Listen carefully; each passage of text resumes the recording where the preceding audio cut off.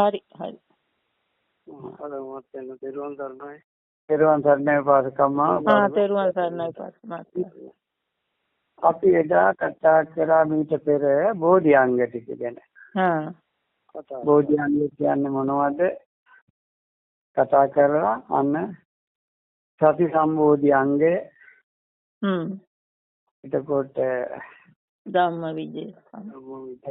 ධම්මවිජය අපි ඒකෙදි කතා කරා සති සම්බෝධිය මේවා අර උපේක්ඛා සම්බෝධි අංගයට යනකම් කතා කරා. සමත භාවනාවේදී කාය කොට්ටාසය ආදියද විදර්ශනා කිරීමේදී ස්කන්ධ ආදියද හොඳින් වැටහෙන හොඳින් පෙනෙන දැනෙන ස්වභාවයට කිව්ව ධම්මවිචේ සම්බෝධි අංගය. එලෙස බවක් පසුබැසීමක් නැතුව හොඳින් භාවනාව කළ හැකි බවට කිව්ව විරිය සම්බෝධි අංගය කියලා. භාවනාවේ යෙදීමේදී එය පිළිබඳව ලබන ආස්වාදය නැත්තම් සතුටට කිව්ව පීති සම්බෝධි අංගය කියලා. වෙහෙසක් නැතුව පීඩාවක් දැක්ව සැපසේ භාවනාව කළ හැකි ස්වභාවයට තමයි පස්වර්ධි සම්බෝධි අංගය කියලා කිව්වේ. භාවනා කරන ඒ අරමුණෙහි මනාකොට පිහිටන නැත්නම් විසිරෙන්නේ නැති, කැඩෙන්නේ නැති ස්වභාවයට කියව සමාධි සම්බෝධි අංගය. විරිය සමාධි මෙන්න මේවා සම කරගෙන නිරුත්සාහයෙන් වාගේ භාවනාව කරගෙන යන්න පුළුවන් ස්වභාවයට කිව්වා උපේක්ඛා සම්බෝධි අංගය කියලා. අපි එදා උතනින් කතා කරලා නැවැත්තුවා. අපි මේ කතා කරලා නැවැත්ත ඊට පස්සේදී මේවා ගැන හොඳට මෙනෙහි කරන්න ඕන පාසකම්මල. එහෙම නැතුව අද ඇහුවා ඒක එතනින්ම අතහැරලා දැම්මොත් මේක කෙරෙන්නේ මේක බොහොම දුෂ්කර ගමනක්. ඔව් ඒක තමයි. දුෂ්කර නැත්නම් මේ වෙනකොට නිවන් දකින්න එපා. අද වෙනකොට මේ රහතුන් මේ හැම තැනම අපිට මුණ ගැහෙන්න ඕනනේ. ඒකනේ. ඔව්. නෑ. අවුල් දැන රහතන් වහන්සේ නමක් ඉන්නවා කියලා දැනගන්නේ නෑ. නැතුව නෙමෙයි. ඇති කොහේ හරි. නමුත් එහෙම කලෙලියක් නෑ. අඩු ගානේ සෝවාන් ඵලයට පත් වෙච්ච කෙනෙක්වත් මුණ ගැහෙන්නේ නැත්නම් මුණ ගැහිලා නැතාව වෙනකම්. මට මුණ ගැහිලා නැහැ කියනකොට මම මුණ ගැහුනොත් අඳුරනවද කියලා හිතෙනවා නේද පාරකවාර්ය. ඒකනේ. ලක්ෂණ දන්නවා නම් අඳුරනවා මහත්තයෝ. අඳුරනවා. පාරකවාර්යයට නම් පුළුවන්. අපි අසුරු නිසුරු කරනකොට ඒ කෙනාගේ ඒ කියන්නේ සෝවාන් පුද්ගලයාගේ ලක්ෂණ දන්න කෙනෙකුට අඳුර ගන්න පුළුවන් නැති කෙනෙකුට බෑ. ඔව් මම නම් මෙච්චර මේ ලංකාව වටේ කැරකුණා මට නම් හම්බෙලා නැහැ. නැහැ කියලා කියන්නේ මම ඇති අපිට මොන ගෑයිලා නැහැ. අපිට මොන පිරිසක් මොන ගෑනවද මහත්තයෝ? අපිට කොච්චර පිරිසක් මේ වෙනකොට මොන ගෑයිලා ඒ මුණ ගැහිච්ච පිරිස අතරේ නැහැ කියනකොට දුෂ්කර බව පේනවනේ මේකේ.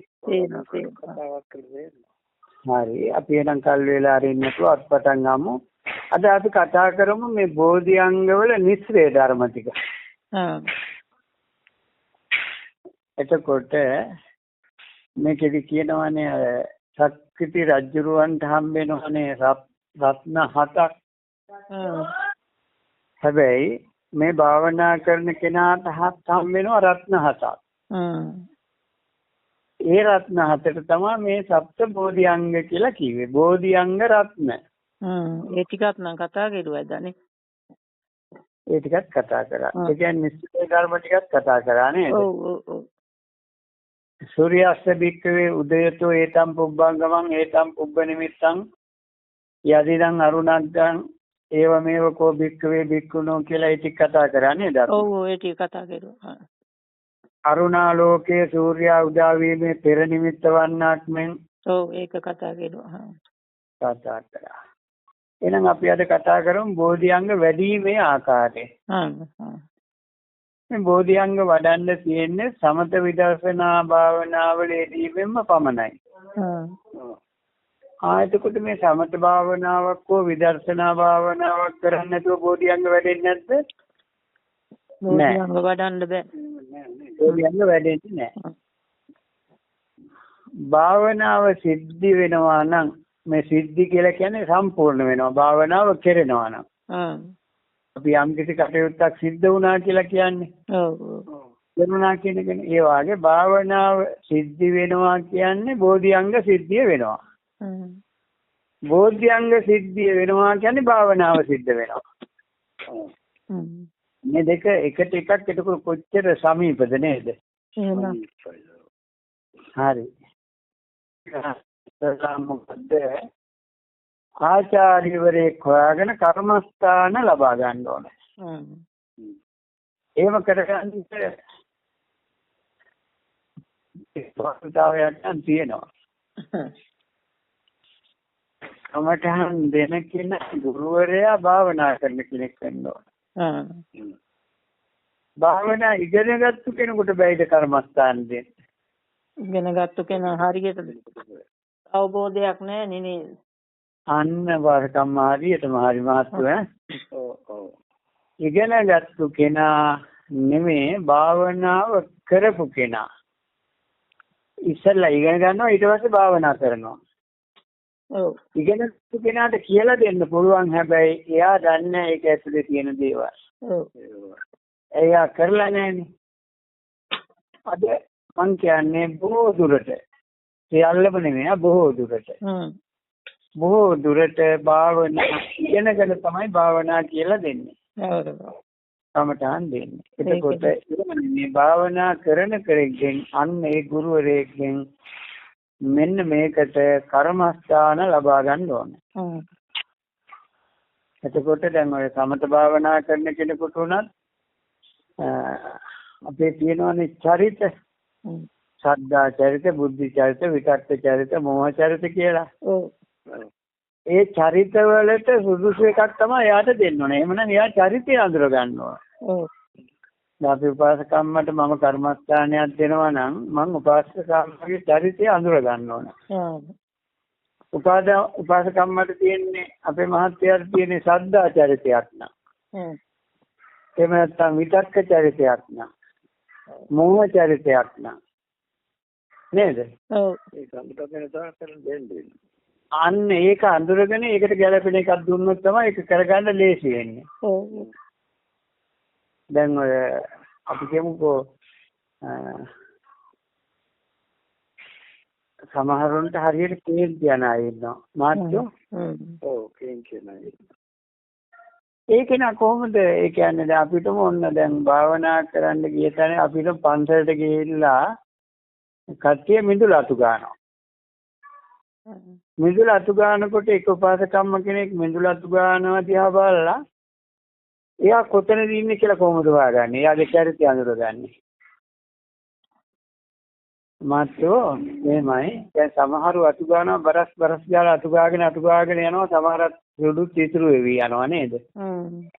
ඉතල කඩන්න වාගේ අතු ගන්නවා. ඔව්. අන්න ඒ වගේ තමයි සමහරක් ඉන්නවා මේ බොහොම පිළිවෙලකට ලක්ෂණ අතු ගන්නවා. අන්න එතකොට එයාගේ චරිතය අඳුර ගන්න පුළුවන් ඒ වගේ ඈ කරන කටයුතු වලින් තමයි චරිතය අඳුරගන්නේ.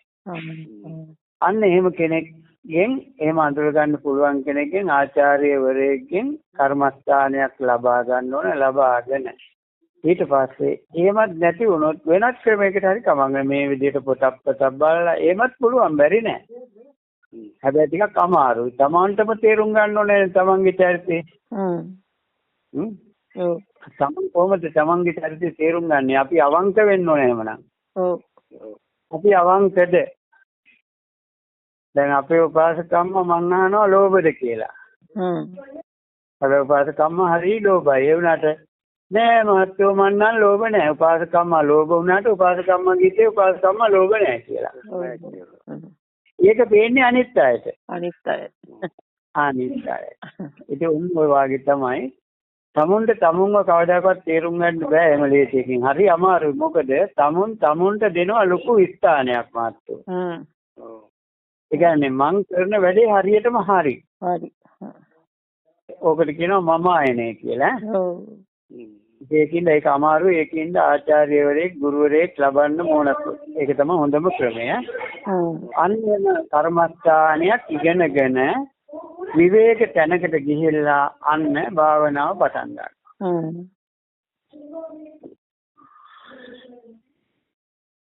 අන්න ඒව කරගෙන යනකොට අන්න දැන් මෙයා භාවනා කරගෙන යනකොට අන්න වැඩෙනවා සති සම්බෝධි අංගය. මේ භාවනා කරනකොට සති සම්බෝධි අංගය වැඩෙනවා. ඒ කියන්නේ මොකද? අපි මේක මීට කලින් කතා කරා. සතිය දැන් ගත්තු අරමුණේම ඉන්න ඕනේනේ. ඔව්. දැන් අපි හුඟක් වෙලාවට මේ බලන්නේ විදර්ශනා භාවනාවමයි. මේ විදර්ශනා භාවනාවම ගන්න උත්සාහ කරන්නේ. ඒකත් අපි කතා කරන්න ඕනනේ. සමත භාවනා නරක නෑ. සමත භාවනා හොඳයි. හැබැයි භාග්‍යවතුන් වහන්සේ පෙන්වනවා සමත පූර්වාංගම විදර්ශනා පූර්වාංගම. ඒ කියන්නේ සමතේ යන්නත් පුළුවන් විදර්ශනාවේ යන්නත් පුළුවන්. විදර්ශනාවේ යනකොට ගොඩක් දුරට බහුශ්‍රృత වෙන්න ඕන මාත්‍රෝ. ඒ කියන්නේ මේවා උගාට දුරට පොතපත බලලා කතා කරලා බණ අහලා එහෙම සාකච්ඡා කරලා හොඳ මේකට එන්න ඕනේ. නැත්නම් අමාරුයි. ගොඩෝ දේ දැනගන්න තියෙනවා. සමතේ එච්චර ගොඩක් දැනගන්න නෑ. ඒකින්ද මේ පැත්ත ටික ලේසි. එහෙනම් අපි ලේසි පැත්තෙන් යන් සමත පැත්තෙන්. බෑ. මොකද දන්නවද? මේ සමතේ තුල ගිය කට්ටිය තමයි මාත් උගාට දුරට ඉන්නේ කොහෙද? ධ්‍යාන මට්ටමේ ගිහිල්ලා අන්න සමතේ වඩාගෙන ධ්‍යාන වලට ගියාම ධ්‍යාන වලට ඇලෙනවා. ඊට පස්සේ ආ ධ්‍යානෙන් පිරුණ නැතුව මේ පරලෝක ගියොත් එයා බ්‍රහ්ම ලෝකේ තමයි උපදින්නේ. එතකොට මෙච්චර දුක් විඳලා බ්‍රහ්ම ලෝකේ ගියා. ඒ කියන්නේ දුකෙන් නිදහස් වෙලාද? නෑ. ඒකින්ද බොහෝ දුරට මෙන්න මේ විදර්ශනා පැත්තේ යන කෙනාට ඕක වෙන්නේ නෑ. එයා ධ්‍යාන වලටපත් වුණත් එයා ධ්‍යානයේ තුල ඉඳගෙන විදර්ශනාව වඩන්නේ. විදර්ශනාවේ සමතේ තියෙනවා. සමතේ විදර්ශනාව නෑ. සමතය තුල ඉඳගෙන ධ්‍යාන වලට ගිහිල්ලා සමාධි වලට ගිහිල්ලා ඊට පස්සේ විදර්ශනාවට යන්න ඕන. යන්න පුළුවන්. නමුත් උගත් දුරට යවෙනවා අඩුකමක් තියෙනවා. අන්න ඒකින්ද විදර්ශනා පැත්තෙන් අනේක හොඳයි. හරි. එතකොට අපි ඔන්න විදර්ශනාව පැත්තෙන් ගන්නාම ආනාපාන සතිය සමතේත් වෙනවා විදර්ශනාවෙත් තියෙනවා. සමත කර්මස්ථාන 40ෙම අවසානයේ තියෙන ආනාපාන සතිය. අපේ මාත්‍යෝ ඔව් මාත්‍යෝ විදර්ශනාව පටන් ගන්නෙම ආනාපාන සතිය. මාත්‍යෝ වෙනස් ආගම් වලත් මේ භාවනාවල් තියෙනවා හින්දුන්ගේ තමයි වැඩියෙන්ම භාවනාව තියෙන්නේ. ඒ හින්දුන්ගේ භාවනා කරලා ගිහින් අවසාන තැනක් තියෙනවනේ භාවනාව ආරම්භ වෙන්නේ අවසානයේ. ඒ භාවනාවේ අවසානයේ තමයි භාග්‍යවතුන් වහන්සේ පෙන්නපු භාවනාවේ ආරම්භය. ඒතර බලන්න කොච්චර පරස්පරයිද කියලා. වෙනත් ආගම් වල භාවනාවේ අවසාන කියන තැන භාග්‍යවතුන් වහන්සේගේ මේ භාවනා ක්‍රමේ පටන් ගන්න තැන. බලන්න නේද මාත්තු? හරි. එතකොට ඔන්න ඔය සමතේ තුල ආනාපාන සතිය තියෙනවා. හැබැයි ඒ කියන්නේ අවසානයේට විදර්ශනාවේ පටන් ගන්නෙම ආනාපාන සතිය. දැන් මෙයා අර විවේක තැනකට ගිහිල්ලා භාවනාව පටන් ගත්තා. පටන් අරගෙන ආශ්වාස ප්‍රශ්වාස දෙක දකින්න උත්සාහ කරනවා. එතකොට ඔන්න හුස්ම ටික ඇතුල් වෙනකොට දකින්නවා පිට වෙනවා බලනවා. ඇතුල් වෙන දිහා බලනවා පිට වෙනවා දිහා බලනවා. මේව කරගෙන යනකොට දැන් මෙයාට ඒකෙම ඉන්න වෙනව නේද? මේ ආශ්වාසයෙන් ප්‍රශ්වාසයෙන් පිට යන්න බෑනේ. බෑ. පිට යන්න බෑනේ. එතකොට සතිය පිහිටනවා මෙතන නේද? ඔව්. මෙතන පිහිටනවා. ඉතින් ඒ වැඩෙන්නේ සති සම්බෝධි අංගේ. මේ විදිහට භාවනා කරන තැනත්තා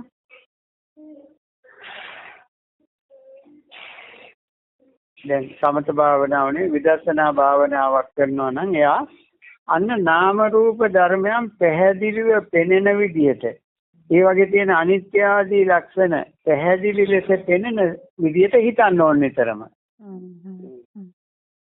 මෙන්න මේ විදිහට භාවනාව කරගෙන යනවා. මෙන්න මේ භාවනා කරන්න ගත්තු අරමුණ පැහැදිලි වෙනසේ හිතමින් භාවනාවේ දෙන යෝගාවචරයාට අන්න උපදිනවා මොකද්ද? ධම්මවිචේ සම්බෝධියංගේ වැඩෙනවා. එතකොට මෙන්න මේකේ භාවනා කරන අරමුණ ඇසට පේනවා වාගේ. ඒ කියන්නේ දැන් ඔන්න හුස්ම රැල්ල මේ අන්න ඇහැට පේනවා වාගේ දැන් එනවා. ඒකට ආස්වාස නැත්තම් ප්‍රස්වාස කියන මේ වාතයේ ඇති වෙන හැටි නැති වෙන හැටි දකිනවා.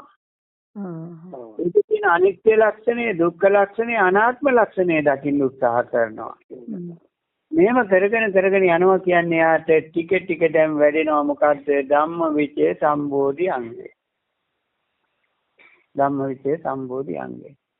මෙන්න මේ විදිහට භාවනා කරනවා. මේ භාවනා කරන තැනත්තාට ඒ අවස්ථාවවලදී ඔය සීතය, උෂ්ණය, පිපාසාව, ඒවැස මැසි මදුරු ඒ වගේ සතුන්ගෙන් එහෙම නැත්නම් ශාරීරික බාධා එනවා. චතුරංගෙන් කරදර එනවා. තව නොයේ කරදර පැමිණෙන්න පුළුවන්. මෙන්න මෙයා මේ කිසි කරදරයක් නිසාවත් තමන්ගේ භාවනාව අත්හැර දාන්නේ නැතුව, පසුබහින්න නැතුව දැන් දිගටම කරගෙන යනවා යා. ඒ කියන්නේ මේක අර මොන කරදරයක් ආවත් ඒ පැත්තට හිතෙමු කරන්නේ නැතුව මේකම කරගෙන යන්න උත්සාහ කරනවා. එතකොට ඒකට වීර්යයක් කරනවා නේද? ලොකු වීර්යයක්. ලොකු වීර්යයක් ඕනේ ඉතින්. වීර්යයක් ඕනේ. වීර්යයක් කරනවා. අන්න මේ වීර්ය කරගෙන යනවා නම් අන්න යාට වැඩෙන්නේ මොකද්ද එතකොට? වීර්ය සම්බෝධියක්. වැඩිච්ච එකක් තියෙනවා නම් ඒක දියුණු වෙනවා, නැත්නම් එයාට වැඩෙන්න පටන් ගන්නවා. ඔන්න එතකොට විරිය සම්බෝධියංගේ වැඩෙනවා යාට.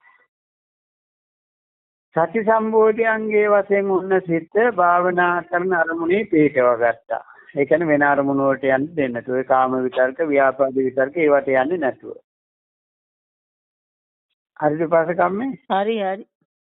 ධම්මවිචේ සම්බෝධියංගේ අන්න ඒකෙන් භාවනා කරන අරමුණ මනාකොට දකිනවා.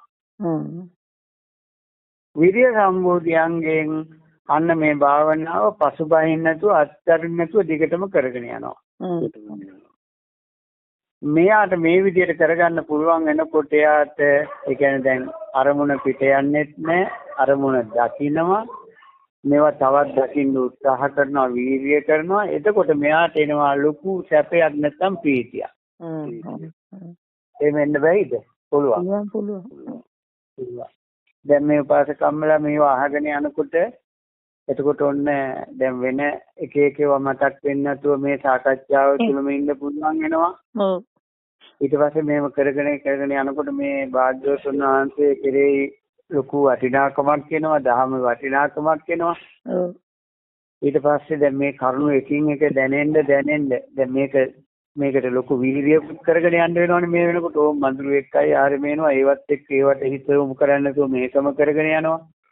එතකොට අන්න වීර්යයක් වැඩිලා ඊට පස්සේ දැන් මේවා දැනෙන්න ප්‍රීතියක්, සතුටක් එන්නේ නැද්ද?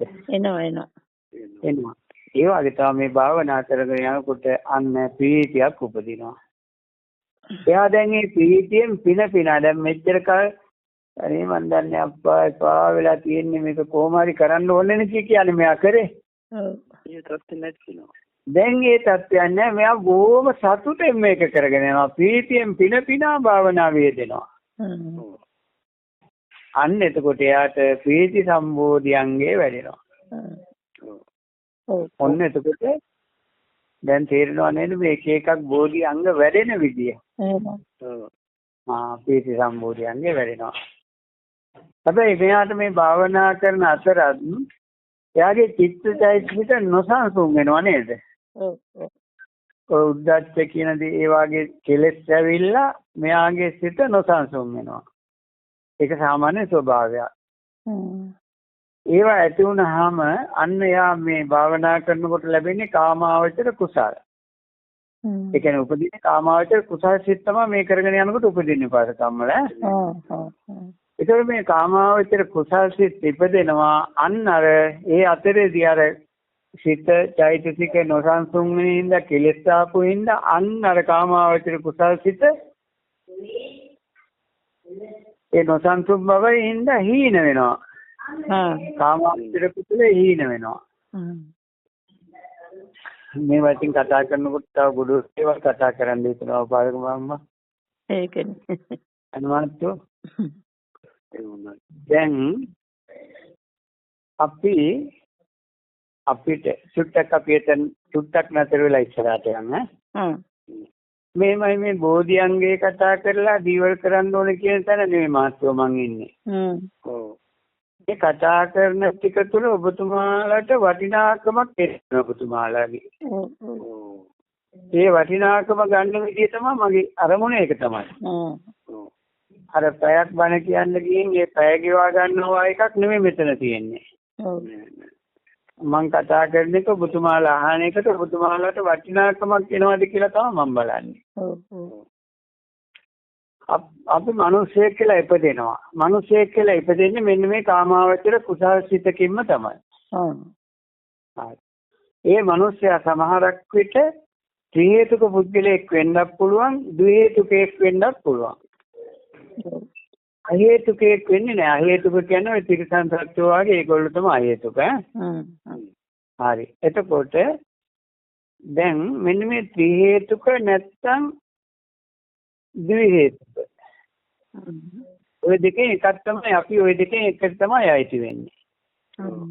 බැරි වෙලාවත් ත්‍රි හේතුකයෙක් වුණොත් විතරයි මේ ආත්මෙදි මාර්ගඵලයක් ලබන්න පුළුවන් වෙන්නේ.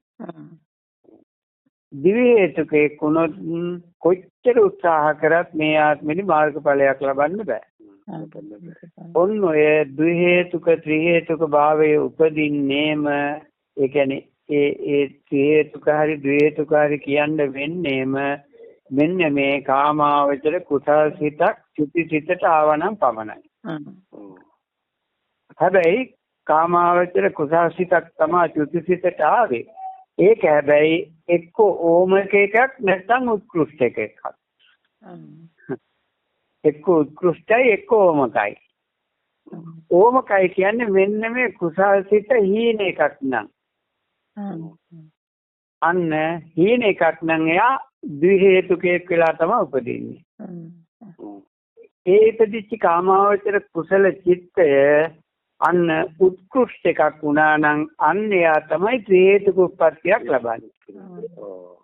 හරි. එතකොට බලන්න මෙන්න මෙතනදී මේ කාමාවචර කුසල් සිත හීන වෙනවා නම් අපිට අර උත්කෘෂ්ඨ කියන තැනට යන්න බැරි වෙනවා නේද? ඒකින්ද ඒක හීන නොවි තියෙන්න ඕන උත්කෘෂ්ඨ වෙන්න ඕන. හැබැයි මේ යෝගාවචරය මේ වෙනකොට යෝගාවචර කියලා කියන්නේ භාවනා කරන කෙනාට යෝගාවචර කිව්වේ. යෝගයට අවශ්‍ය වෙච්ච කෙනා. හරි. අන්න දැන් යා කරන්නේ ප්‍රීතිය පහල කරගන්නේ.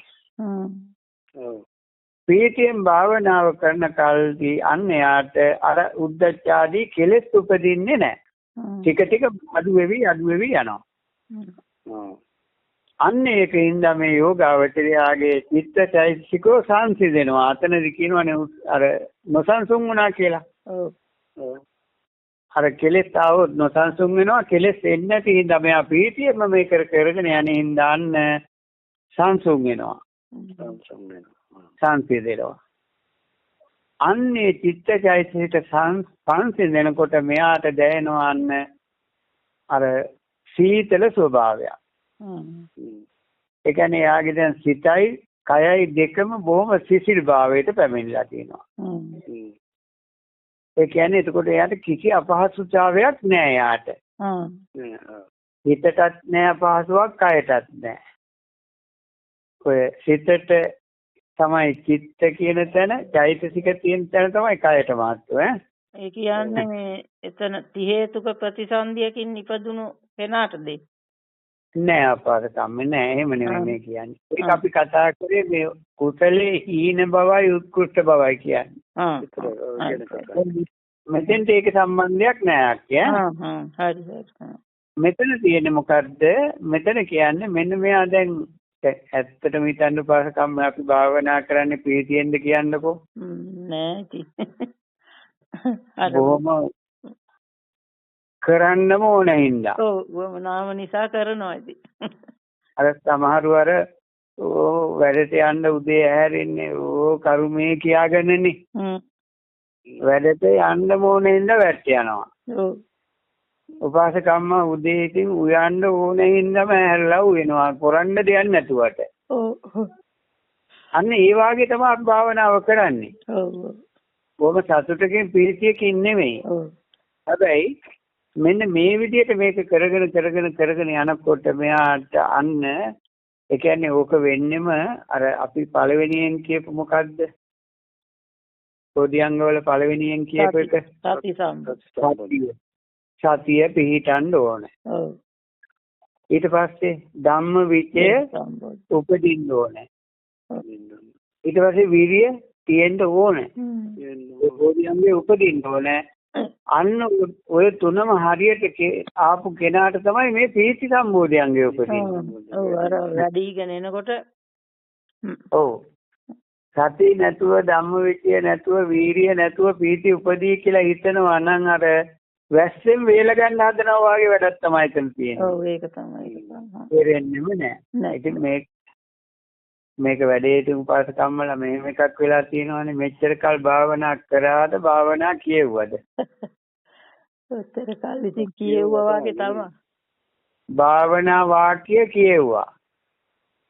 වාක්‍ය කියවන එක නෙමෙයි භාවනාව කියන්නේ. ඔව් ඒක. හා.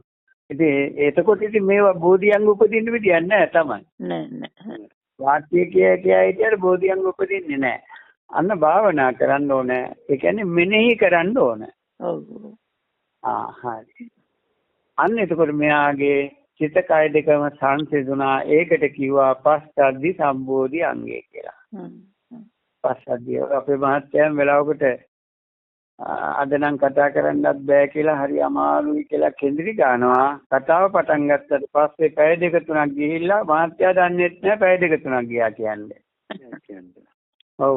අර නෝන මහත්තයලාම දන්න හින්දා හොඳයි. නැත්තම් මේ මිනිහා අමූලික බොරුකාරයෙක් කියලා පිළිගන්නේ. ඇයි මේ කෙන්දිරි ගාප් මිනිහා මේ අපූර්වට පැය ගණන් කතා කරන්නේ?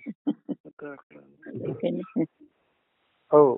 එතනත් මේ පස්සද්ධිය එනවා මාත්තු ඈ. ඔව්.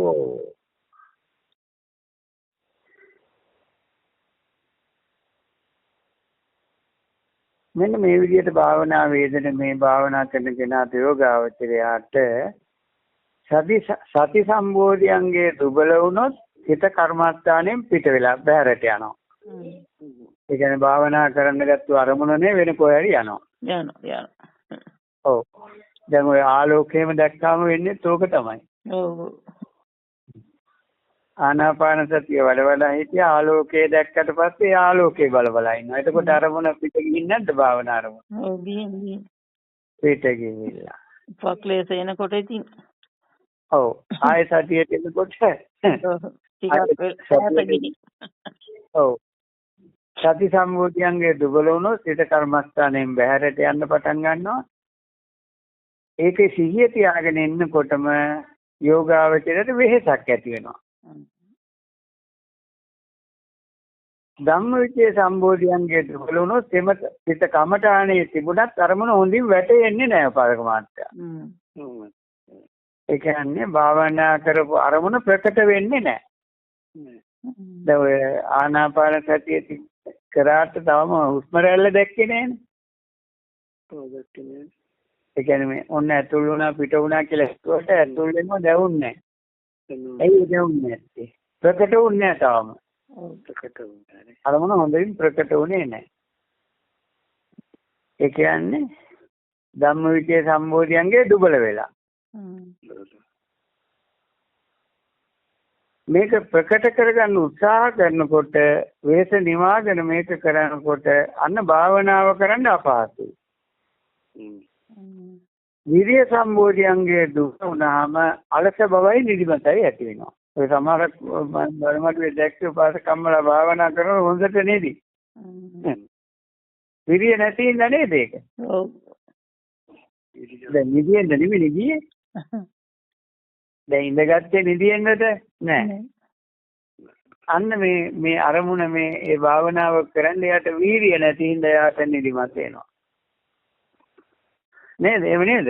ඔව් ඔව්. එහෙම තමයි. ඒකවල භාවනාවට බාධා ඇති වෙනවා. විරිය සම්බෝධියංගේ උත්සන්න වුණොත් අන්න උද්දච්චය ඇති වෙනවා. එතකොටත් භාවනාවට බාධා. ඒකයි සිත කලබල වෙනවා. ඔව්.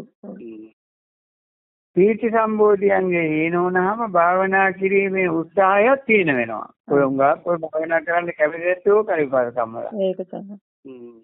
ඒකට පීතියක් උපදින්නේ නැහැ. පීතියක් උපදින්නේ නැත්නම් අර මුලින් කියපු ටික නැති වෙන්නේ. ආව නැති හින්දා. හරි. අපි මේ කතා කරලා ඊට පස්සේ මේ බෝධිඅංග ටික වෙනම කතා කරනවානේ. එතකොට මේ පැහැදිලි කරලා දෙන්නම් ඈ. හොඳයි. හැබැයි පීති සම්බෝධියන්ගේ උස්සන්න වුණාම අන්න එතකොට උද්දච්ච එනවා. හිත සැලෙන්න පටන් ගන්නවා. ඔව්. පස්සද්ධි සම්බෝධියන්ගේ ඊන වුණොත් අන්න කාය චිත්ත පීඩානිතා භාවනාවට බාධා වෙනවා. ඒ උස්සන්න වුණොත් ඒ තලස බව ඇති වෙනවා. ඒ ශරීරයට හරි සැපයක් දැනෙනකොට හිතට කායට සැපයක් දැනෙනකොට නිදිමත කම්මැලිකම එන්න දෙනවා. අන්න එතකොටත් භාවනාවට බාධායි. සමාධි සම්බෝධියන්ගේ හීන වුණොත් අන්න උද්දච්චයෙන් සිත සැලෙන්න පටන් ගන්නවා. ඒ කියන්නේ උද්දච්ච එනවා. ඒ කියන්නේ සිත සැලෙනවා. කලබල වෙනවා. හැබැයි සමාධි ඒක උස්සන්න වුණොත් අන්න සීන මිද්දේ දෙකම එනවා. ඒ කියන්නේ සිතයි කයයි දෙකම ආයෙත්තර අලස බවට කම්මැලි බවට හැරෙනවා. එතකොටත් භාවනාවට බාධායි. මෙන්න මේ බෝධිඅංග විසමතාවෙන් වෙන බාධා නැති කරගෙන ඒවා සම තත්වයට පමුණවාගෙන මෙන්න මේ භාවනා කර්මය කරගෙන යන්න හැදගස්වා ගන්න බොහොම කාලයක් යනවා අපිට. බොහෝ කාලයක් යන්න පුළුවන්. හැබැයි අපි ඒකෙදි මන්දෝත්සාහී වෙන්න හොඳ නැහැ. මොකද දිගු කාලයක් කියනකොට අපි මේ වෙනකොට දිගු කාලයක් මේවා කරගෙන ඇවිල්ලා තියෙන්න පුළුවන්. එහෙම නැත්නම් හැබැයි කල් යනවා කියලා අපි මේ පටන් ගත්තා විතරයි කියලා හිතමුකෝ මාත්තු. කල් යනවා කියලා හිතුවොත් දැන් පටන් ගත්තොත් කොහොම හරි කරගන්න පුළුවන්. හැබැයි කල් යනවා හින්දා නොකර හිටියොත් කවදාකවත් කෙරෙනවද? එතකොට කවදද කියන්න බැරි වෙනව නේද? අන්න ඒක නිසා අපි මෙන්න මේක කරගෙන යනවා. මෙන්න මේ බෝධිඅංග සම වෙලා. ඒ කියන්නේ අර දැන් අපි කතා කරමු මීට කලින් කතා කරපු 6 සම වෙලා සම වෙන විදිහට භාවනා වේදෙනවා නම් ඒකට තමයි කිව්වේ උපේක්ඛා සම්බෝධි අංගය. හැම එකක්ම එතකොට සම තත්වයෙන් පවතිනවා. මෙන්න මේ උපේක්ඛා සම්බෝධි අංගය සම්පූර්ණ වුණාට පස්සේ අන්න මේ භාවනාව සුදුසු විදියට පිළිකෙල කරගන්න පුළුවන් වෙනවා. ඒ කියන්නේ මේ කරගන්න අමුතුවෙන් උත්සාහයක් කරන්න ඕනේ. ඉබේම සිද්ධ වෙනවා වගේ සිද්ධ වෙනවා. ආ භාවනා කරන්න කියලා අමුතුවෙන් උත්සාහ කරන්න ඕනේ නැහැ. අර උත්සාහයක් නැතුවම මේ කරගෙන යන්න පුළුවන් වෙනවා. ඒක තමයි උපේක්ඛා සම්බෝධියන්ගේ වඩනවා කියලා කියන්නේ. එතකොට මෙන්න මේ බෝධිඅංග 7ක් අපි පෙන්නනවනේ භාග්‍යවතුන් වහන්සේ. අපි පාසකම්මල දන්නවද කියලා මම අහලා බලන්නම්. සති සම්බෝධියන්ගේ කෘත්‍යය මොකද්ද? කෘත්‍යය කියන්නේ ඒකෙන් කෙරෙන දේ. දන්නවනේ සිහිය පවත්වාගෙන යන්න ඒක හේතුවක් වෙනවා. ඔව් නෑ ඒක තමයි හේතුව. සිත පාලනය කරනවා. ඔව්. ඒ කියන්නේ කමතහන බෑරට යන්න දෙන්නේ නැතුව සිත පාලනය කරගන්නවා. දැන් අර පොඩි ළමයි බලනකොට එයාට වැටෙන්න දෙන්නේ නැතුව එළියට යන්න දෙන්නේ නැතුව අර බලාගන්නේ. ඔව්. ඒ වාගේ එයාත් අන්න ඒ වාගේ සිත ආරක්ෂා කරනවා. වෙන වේවට යන්න දෙන්නේ නැතුව මේකෙම නවත්ත ගන්න එක. ඔව් ඔව්. ඒක තමයි මේ සති කියන සම්බෝධියන්ගේ කාර්ය කෘත්‍යය. සිත පාලනය කරනවා වෙනත් අරමුණු වලට යන්න නොදී. ධම්මවිචේ සම්බෝධියන්ගේ කාර්ය නැත්තම් කෘත්‍යය මොකද්ද? කමඨහන ප්‍රකට කරලා දෙනවා.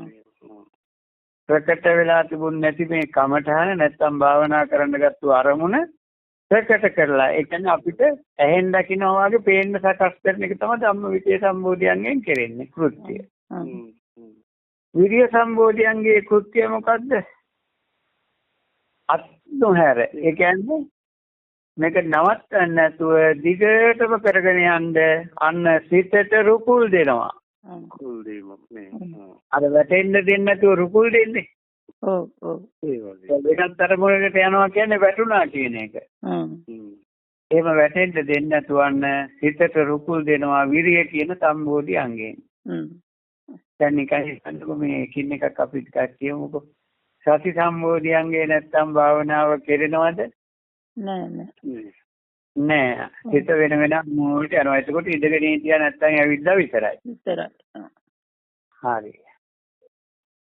ධම්මවිචේ සම්බෝධියංගේ නැත්තම් භාවනාවට ගත්ත අරමුණ පැහැදිලි වෙලා එනවද ප්‍රකට වෙලා එනවද? නෑ. යන්නේ කියන එක තිබුණ නැත්තම් අන්න සිතයි වැටෙනව නේද? ඔව් ඔව්. කරා වෙනත් අරමුණ වලට යනවා නේද? භාවනාව කෙරෙන්නේ නැහැ. අන්න එහෙමනම් ඒ කෘත්‍ය එතකොට මේවා ඉපදුනොත් නේද මේ ටික කෙරෙන්නේ එතකොට? ඔව් ඔව්. පීති සම්බෝධි අංගය අන්න එකෙන් කරන කාර්යය නැත්නම් කෘත්‍ය තමයි භාවනා කර්මයේ සිත පිනවනවා. ඒ කියන්නේ මේ භාවනාවට නිකන් මට හරි ආසයි කරගෙන යන්නමයි හිතෙන්නේ. ඔව්. ඒ සතුට වෙන එකට. අන්න සිත පිනවනවා. පස්සද්ධි සම්බෝධි අංගයේ කෘත්‍ය තමයි අන්න කයේ සිතේ පීඩා සංසිඳවනවා. දැන් කයේ සිතේ පීඩා සංසිඳුනහම මට මොකද්ද තියෙන කරදරේ? මොකවත් දැරෙද? මොකවත් කරදරේ කිසි ප්‍රශ්නයක් නැහැ. මේ වැඩේ ලස්සනට කරගෙන ගියා. යන්න පුළුවන්. අන්න සමාධි කියන සම්බෝධි අංගයේ කෘත්‍ය තමයි භාවනා කරන්න ගත්තු අරමුණෙහි සිත නොසැලෙනසේ පිහිටවනවා. සිත සැලෙන්නේ නැතුව පිහිටව ගන්නවා ඒකෙම. ඔව් ඔව්. ඔව්. උපේක්ඛා සම්බෝධි අංගයේ කෘත්‍ය නැත්නම් කාර්ය තමයි මේ බෝධි අංග ටික සම තත්වයට පමුණවනවා.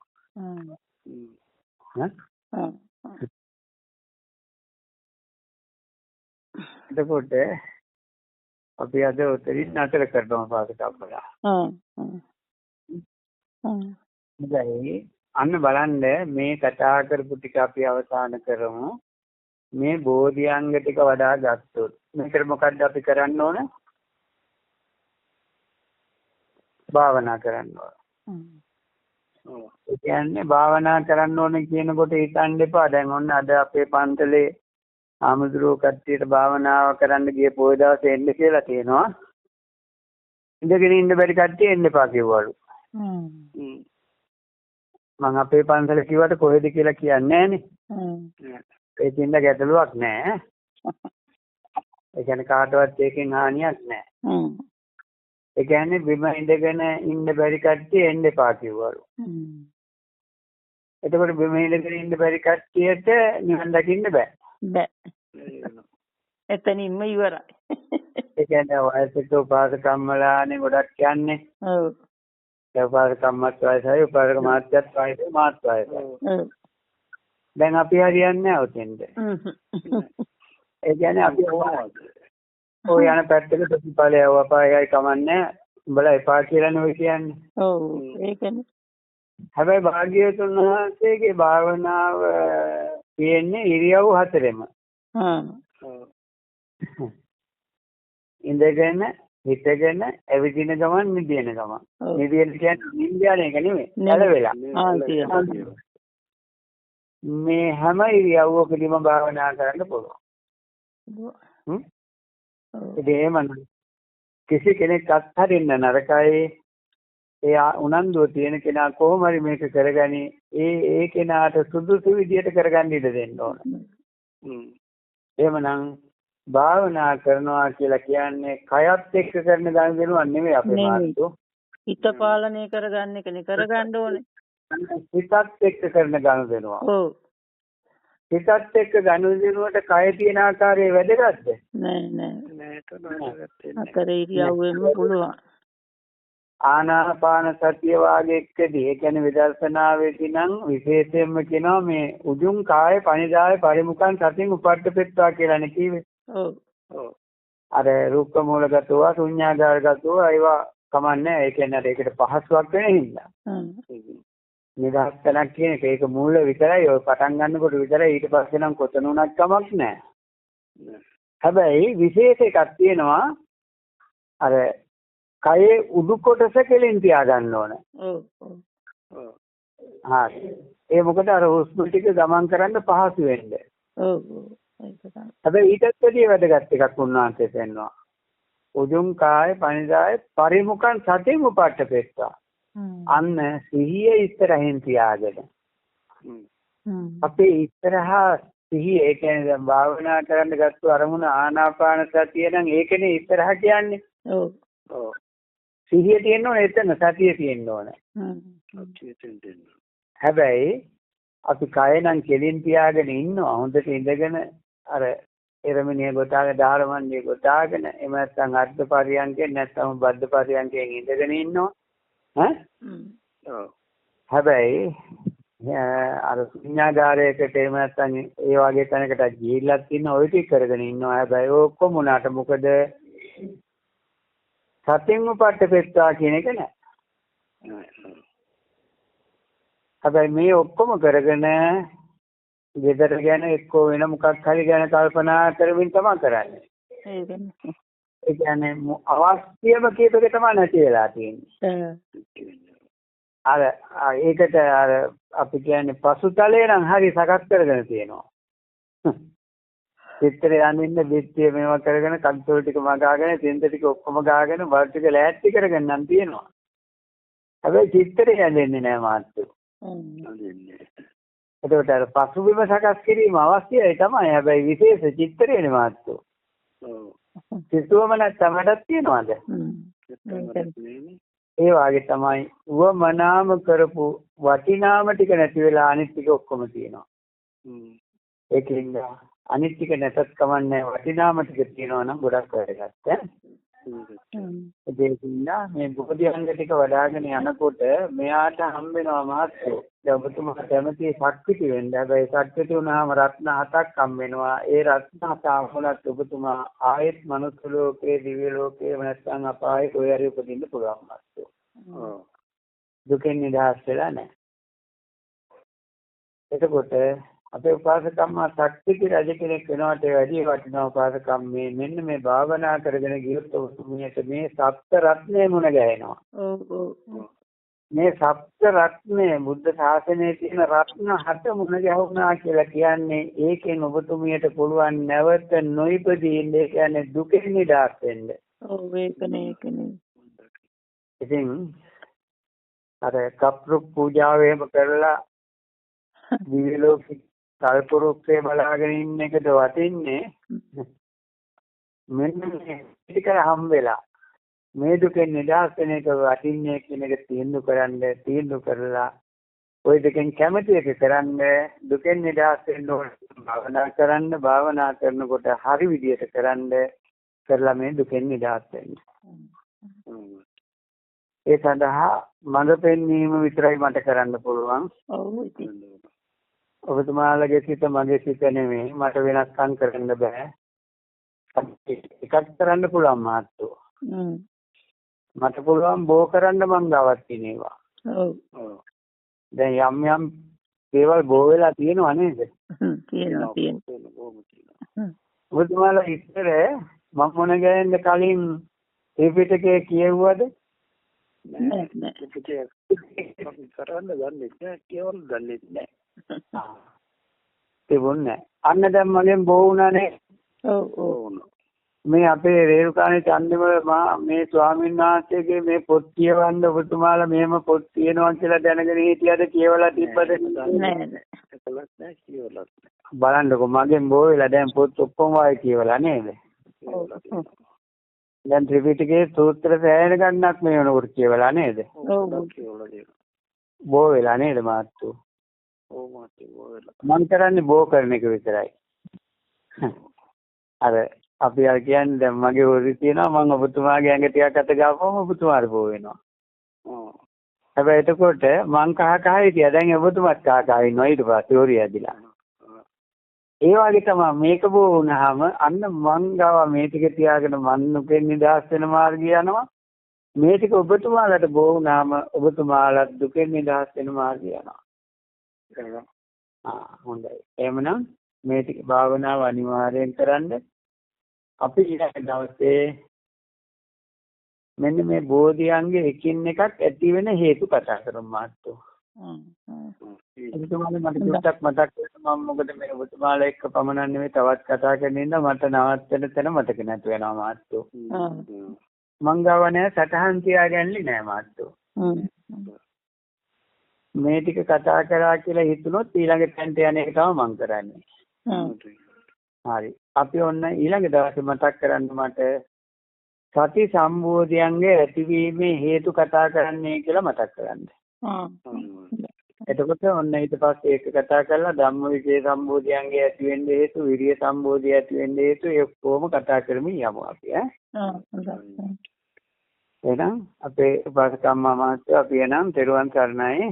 තෙරුවන් සරණයි මහත්තයා.